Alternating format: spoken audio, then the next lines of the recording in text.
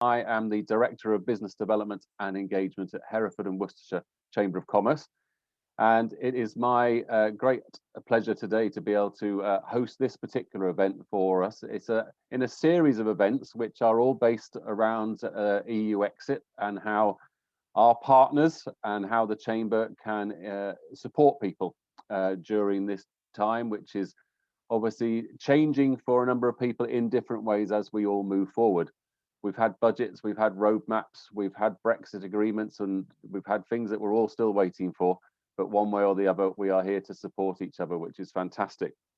One of the things I would like to do just before we start is I always call them my parish notices, which would be followed by a P45 if I didn't mention some of them. And one of those in particular is the fact that we have the West Midlands Expo next week. This is a virtual expo. It's taking place over 5 days, and it is operational because it's virtual 24/7 on those 5 days. MFG are actually exhibiting, so you will be able to visit their stand on a virtual basis, and equally there are a whole series of seminars which are taking place. So during the course of this particular presentation, you'll see a couple of things pop up in the chat box, and you'll be able to look at that. Equally, we have this morning launched the Chamber Manifesto for 2021-22. And this has been as a direct result of all of the information we receive from you, the members and non-members here in Hereford and Worcestershire, with regards to things that you want us to look at. So as a result, we're looking at COVID recovery, we're looking at cost to business, we're looking at skills, technology, we're looking at sustainability, and we're looking at international trade. And there's going to be activities throughout the year in all of those areas. So lots going on, and lots to keep an eye on, and a few things will pop up in the chat box. Now, we are recording this particular seminar, so if anybody wants to switch cameras off or indeed switch cameras on because it's all being recorded, then feel free to do so. And equally, what we're going to do at the end of of Stephen's presentation is we're going to do a Q&A. So anything you want to pop in the chat, do so. And we'll come to that when we come to questions, or we can do the old hands up thing on this Zoom call, and I will manage that accordingly. So we are delighted to be able to join us today is Stephen Wyer from MFG Solicitors, a chamber patron no less. And Stephen is based at the Kidderminster office of MFG, one that's very dear to my heart from a previous life that I had at Stone Manor Hotel. And Stephen's going to talk to us about some of the challenges and some of the support for the professional services as a result of EU exit as we move forward accordingly. So over to Stephen, and then I will come back and be able to look at various questions and hopefully get the answers off Stephen as well. So Stephen, over to you, sir.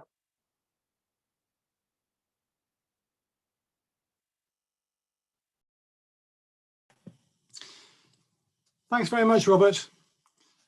Hello, everyone, and welcome to this presentation looking at the impact of Brexit on the service sector of our economy, and in particular how it affects the delivery of professional services. As you probably already know, this saga has been a long one which has occupied countless pages of newsprint and hours of debate, and which has also cost 2 prime ministers their jobs. The UK's journey out of the EU began in 2016, when then Prime Minister David Cameron agreed to hold a referendum on continued membership. And as we all know, on the 23rd of June of that year, the UK voted to leave. And on the 29th of March 2017, the then serving Prime Minister Theresa May triggered Article 50 of the EU Treaty. And that began a formal 2-year period of negotiations to attempt to reach, among other things, a trade deal with, as our current Prime Minister calls them, our European friends and partners. To cut a very long story short, and another Prime Minister later, negotiations were extended, and finally, on Christmas Eve last year, a trade deal was agreed. But what's in it, and what, if anything, does it say about trade in services? Well, the trade agreement itself is a whopping document of some 2,000 pages, and no, I have not read every page. It is very broad in scope, covering subjects as wide-ranging as trade in energy, fishing and aviation, and provides very simply for zero quota, zero tariff trade in goods, with, it has to be said, some additional paperwork and compliance, but for an end to the free movement of people. Unless, therefore, individuals are already registered as resident EU nationals in the UK, they will no longer have an automatic right to work in the UK and will have to satisfy the new UK points-based immigration system before being able to work here. One important last point to make about the trade in goods is that export to the EU will only be tariff-free if a certain percentage of the product being exported originated within the UK.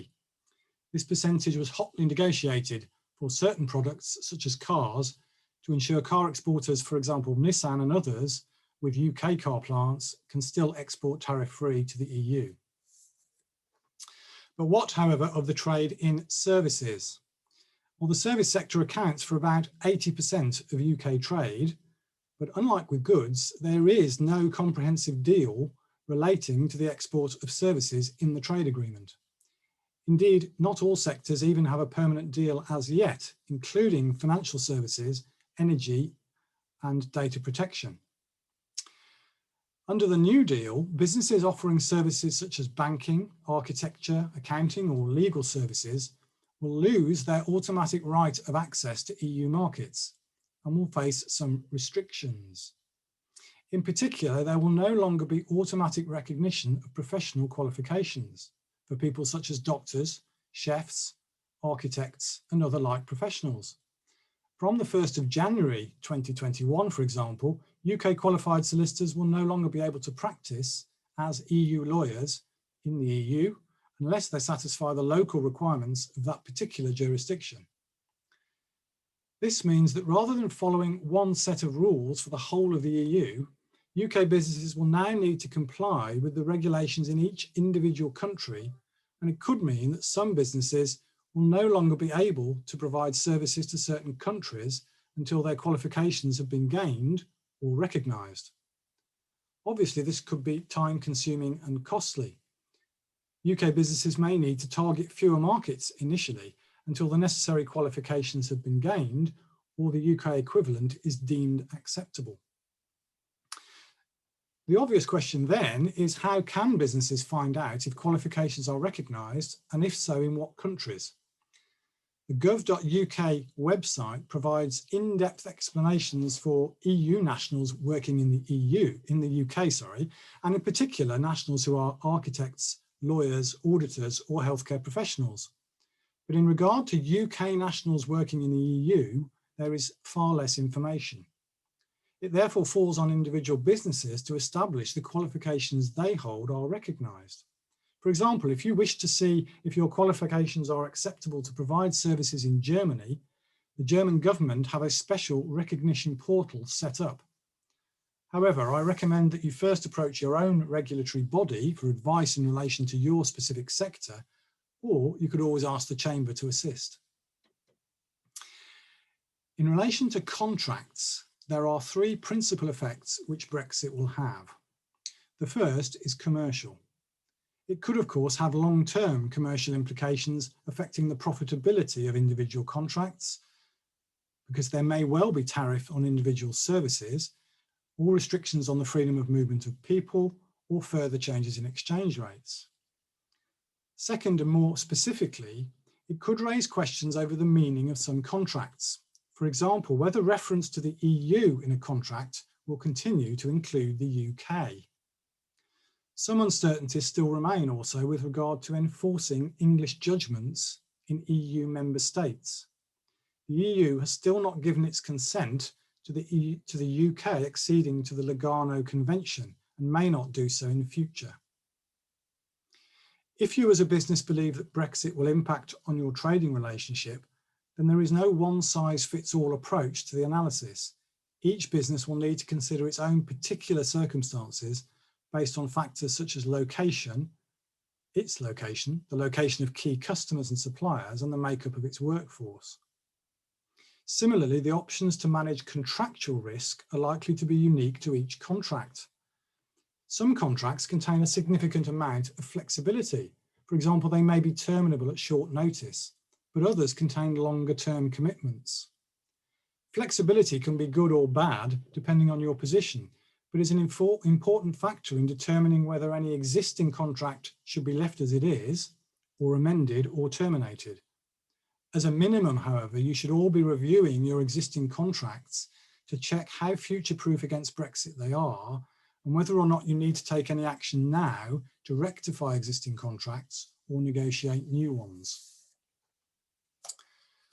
Thirdly, in relation to commercial contracts, data flows. The trade agreement contains an adequacy bridge under which the EU will treat the UK as having adequate data protection for a maximum of 6 months, i.e. until the 30th of June 2021. It is hoped that the EU will formally find that the UK has adequate data protection laws before the end of that period. If it does, then transfers of personal data from the EU to the UK can continue uninterrupted. If it doesn't, then the transfer of personal data from the EU to the UK will thereafter be on a so-called third country basis. What does that mean in practice? Well, the UK government has already decided that all EU 27 and EEA member states are adequate for the purposes of data protection. This means that data flows from the UK to the EU remain unaffected by Brexit and the ending of the transition period. Now, if the EU confirms a positive adequacy decision in less than 4 months' time, then your clients in the EU will still be able to continue to effect data transfers to you on the same basis as they have been doing to date. However, of course, it may not. And the Information Commissioner's Office has recommended that as a sensible precaution, UK businesses work with any EU organisations or clients which transfer personal data to them and put in place alternative mechanisms to safeguard against the possible interruption of the free flow of personal data from the EU to the UK. Now, these EU rules won't apply if the person sending the personal data to a UK business is the individual that personal data relates to, or is sending it for purely personal, family or household reasons. So it will only apply to business to data sent to you for business purposes. However, if the EU, if those exemptions don't apply and the EU decide that our UK data protection rules are not adequate, then standard contractual clauses will need to be used because the UK will be a third-party country for data protection purposes. Now, these standard contractual clauses are standard terms which the sender and the receiver of the personal data sign up to. They include obligations which help to protect personal data when it leaves the EU and the protection of GDPR. There are currently 3 sets of these standard clauses, and they are all downloadable from the ICO website. Lastly, in relation to data protection, if you have clients who are situated in the EU, but you don't have a branch or office in the EU, then as I say, any transfer of personal data from your firm, from the corporate clients to you in the EU will be defined as cross-border processing. Now, Article 27 of GDPR requires you to appoint a representative within the EU, unless the processing of data is occasional, does not include large-scale processing of special categories of data, and is unlikely to result in a risk to the rights and freedoms of natural persons. So each of you, therefore, will need to look at the sort of data you're transmitting or receiving and the frequency of transmission, and seek guidance on your individual circumstances as to whether you need to appoint an EU representative. The ICO has suggested that the easiest way to appoint a representative will be under a simple service contract.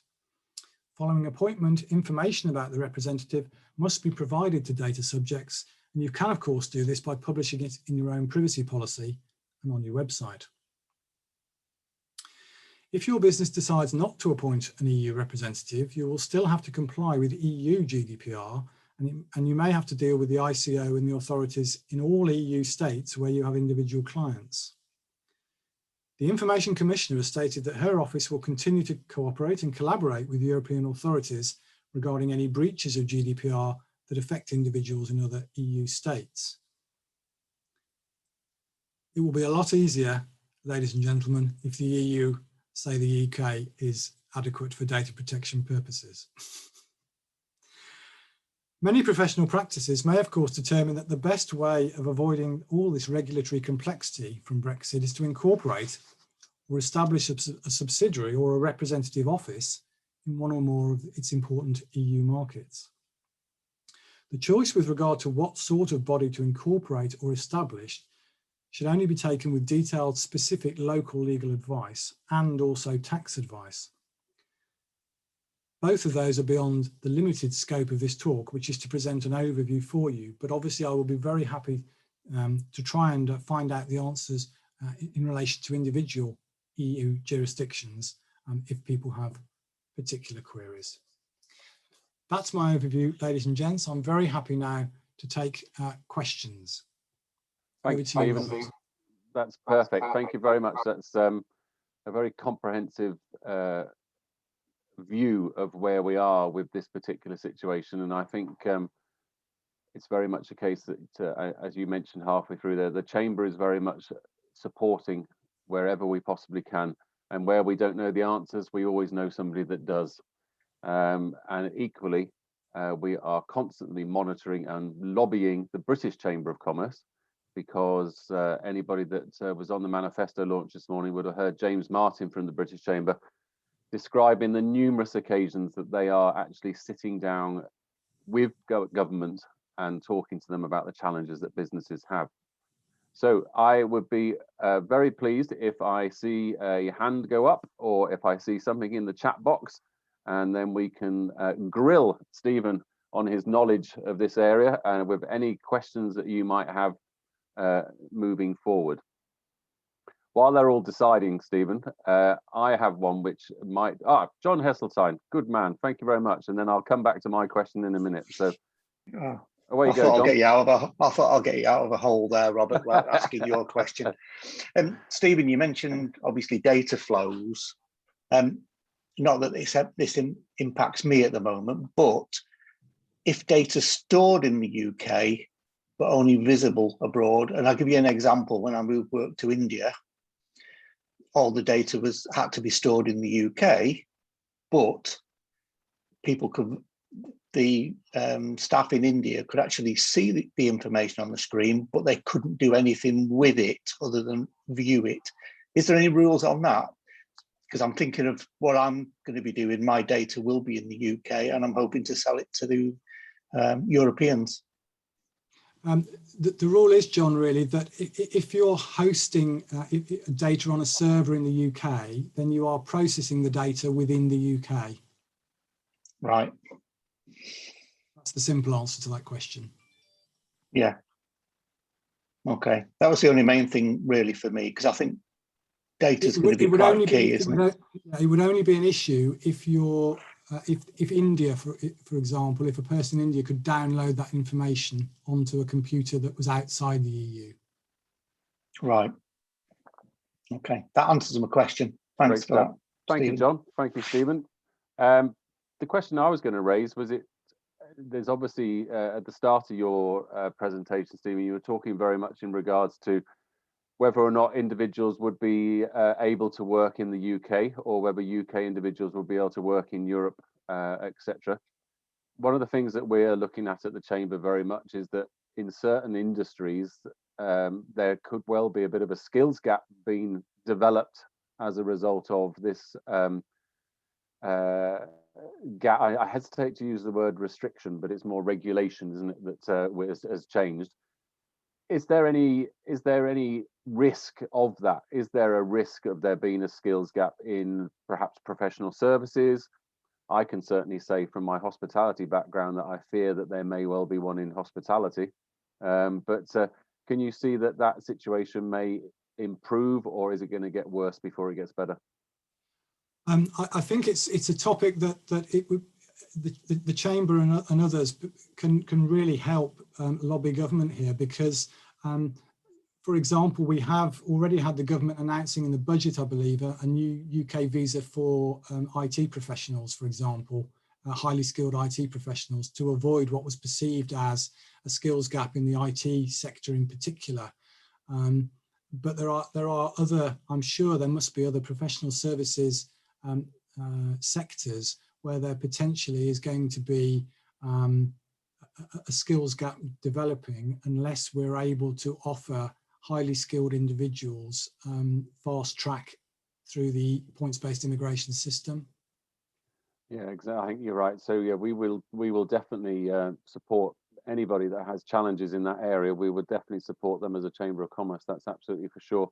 And I think I know for example already that that there has been, again, there was quite a lot of intense lobbying last year from the agricultural sector in relation to migrant workers, and I know that the government has listened on that and has there is I think now a quota for specifically for migrant workers to help our fruit growers, for example, in the Vale.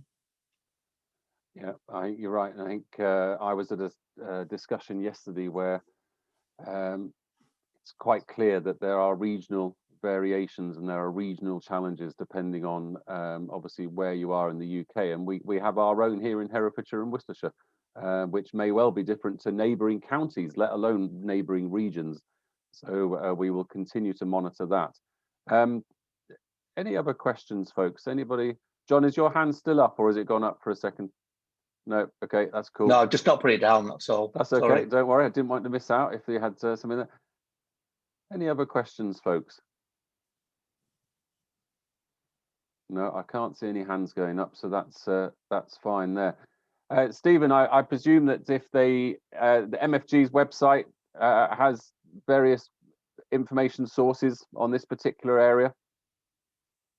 Yes, it does, and I think that the Chamber are going to circulate my details after this event. So if anybody does have any specific queries, then do please contact me, and I'll be very happy to help if I can. This area is, of course, still developing all the time. I was reading in the City Pages today that we're hopeful of a deal on financial services, specifically, for example, within the next 6 to 8 weeks. And that will be to those in that sector clearly of real importance. It's ironic. I think that the trade agreement upon which so much blood, sweat, and tears was expended over 2 years actually covers only 20% of UK GDP, and the other 80% is those of us who provide professional services, and in which we have a balance of payments surplus with the rest of the world and the EU, has been left rather to pick up the pieces, which we're now all trying very hard to do post the agreement. Yeah, challenging times for sure, isn't it? That's and a lot of work that is going on behind the scenes that is largely unseen. One of the things that as soon as we hear anything, we will post something on the website so that people can see that, and we'll obviously be working with the Chamber to try and make sure that any topical news is disseminated to Chamber members as soon as we possibly can. Yeah, that's very good of you. Thank you for that. What I would also say, as somebody who joined the Chamber earlier this year, I've found that by attending events like this and then following the companies that are presenting, so in this case, if we follow MFG on LinkedIn and also perhaps subscribe to any of their newsletters that they might have, then sometimes you find out stuff that hasn't either been in the news yet, or you suddenly see it a week later, hang about, I'm sure I saw something on LinkedIn about that. So you can be ahead of the game by following our partners and our patrons. Yaz is just going to pop a little link into the chat, because one of the things that we are doing at the Chamber at the moment is we're just carrying out a survey with regards to our events. And the reason for that is, of course, that with the roadmap, there are some dates in the calendar where potentially we may start getting back together face to face. Imagine that, the clink of a teaspoon on a saucer and a cup, and us all wishing we could be eating the Danish while we're deep in conversation with somebody and we don't want to be rude. But there are opportunities for you to have your say in what you would like the events to begin to look like as we do emerge from the situation we've been in for nearly a year now, isn't it? There's soon going to be a few anniversaries flying around. So please get the opportunity, if you would, just to click on that before you disappear. And then what I would also say as I mentioned there, is follow MFG on social media and keep an eye on their website for all the information. Keep an eye on the Chamber LinkedIn, because equally we often share the information that they will be issuing. So it's all about being informed, isn't it? It's all about knowing where to find information and perhaps who you can actually ask. And with our patron organisation, MFG, other members, and of course the Chamber ourselves, we will know how to find out that information for you. And we're only as good as the feedback and the questions and the information that you give us on a regular basis. So if nobody's got any more questions, it would appear that you may have a bonus half hour that you didn't think you were going to get today, and you'll be able to go and enjoy that and improve your well-being in the workplace as well. So Stephen, thank you so much for your contributions today. Fascinating stuff, and we've covered a huge amount of territory and information, so we're ever grateful to you. Thank you for that. Yaz, thank you to you and to the Chamber, obviously, for getting us all around this screen. It doesn't just happen. There's a lot of work that goes into it. And I wish everybody to stay safe and keep following that roadmap. And then who knows, the next time we might see each other, we might be in person. But thank you very much for joining us, everybody. Bye-bye now.